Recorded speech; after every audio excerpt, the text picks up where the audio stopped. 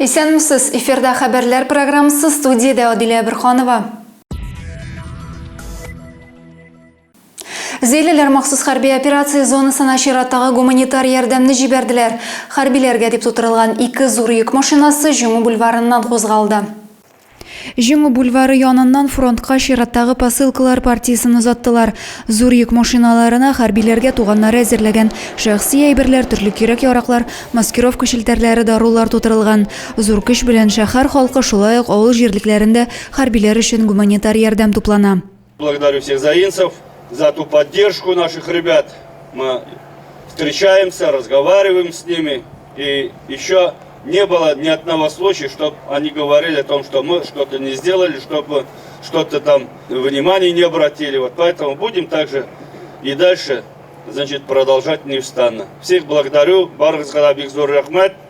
Азатлык китерүче солдат һәйкәле янында шәһәр җәмәгатьчелеге хәрбиләрнең туганнары, яшь армиячеләр җыелган. Кирәк-яраклар төялгән 20 тонналы 2 зур фура ерак юлга кузгалды. Чираттагы гуманитар йөк партиясын узата баручыларга имин юллар теләделәр.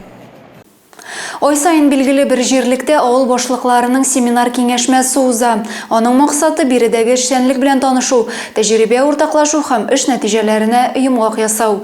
Шундый җыелышларның чираттагысы Кадыр авылы җирлегендә узды.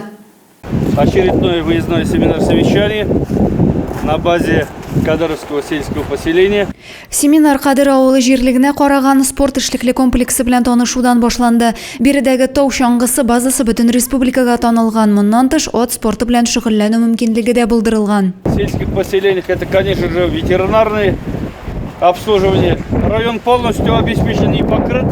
Семинар программасы буенча катнашучылар ветеринар хезмәт күрсәтү бинасы белән дә таныштылар. Әлеге пункт 5 авыл җирлегенә хезмәт күрсәтә. Кадырда яшәүче цыгановлар хуҗалыгы күпләрдә кызыксыну уятты. 3 баш терлектән башланган ферма бүгенге көндә 17гә кадәр җиткән. Шуның 5-се савым сыер. Бүтән гаилә белән эшлибез, кеше ферма акчалык тагын, менә шуннан бирле бөтенебез бергә эшлибез. Семинарда катнашучылар Кадыр мәктәбе эшчәнлеге белән дә таныштылар. 11 еллык белем бирү учреждениесендә 82 бала укый. Әлеге мәктәп республика күләм фән олимпиадаларында уңышларга ирешүче һәм дәүләт имтиханнарын яхшы бирүче укучылары белән дә үрнәк. Спорт белән дә яратып шөгыльләнәләр.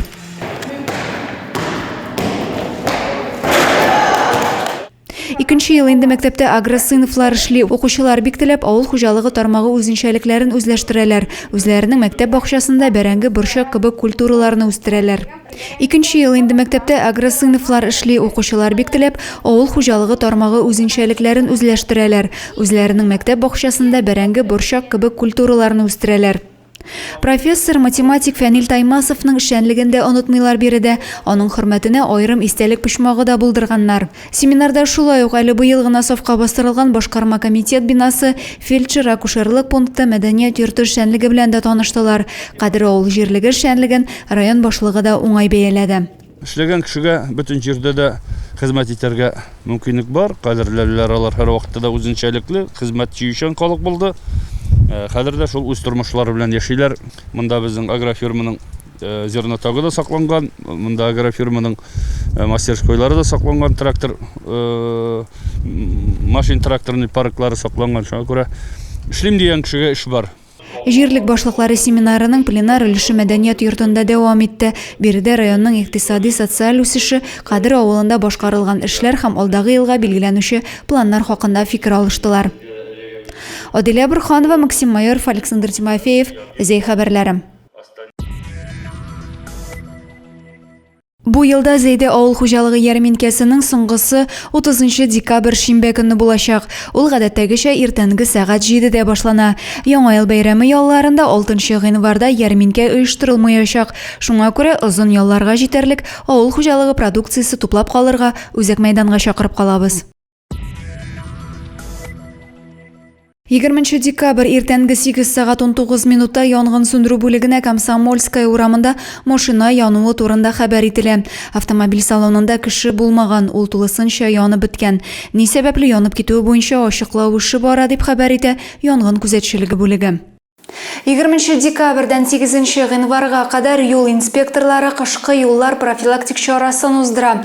Әлеге тикшерү каникул вакытында балаларның җәрәхәтләр алу куркынычын кисәтү максатында оештырыла.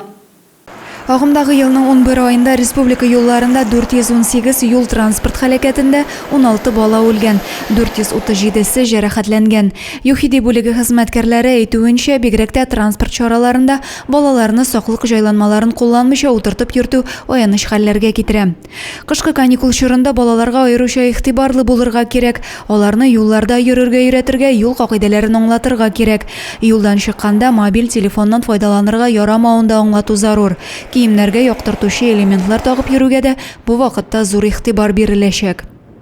Бу чорда ЮХИДИ хезмәткәрләре балалар учреждениеләрендә профилактик әңгәмәләрдә уздыра. Укучылар тарафыннан юл йөрү кагыйдәләре бозу очраклары булганда бу мәгълүмат мәктәпләргә хәбәр ителәчәк. Бүген шундый хәбәрләр иде. Районыбыз турында яңа һәм тулырак мәгълүматны сез яңалыклары сайтыннан һәм социаль челтәрләрдән белә аласыз. Район газеталарына язылу төгәлләнергә санаулы көннәр калды. Шуңа күрә йортыгызга районыбыз яңалыкларын алып киләчәк ифыкларына һәм новый басмаларына язылырга ашыгыгыз. Мин сезнең белән сау булышам, файдалы һәм хәерле яллар сезгә.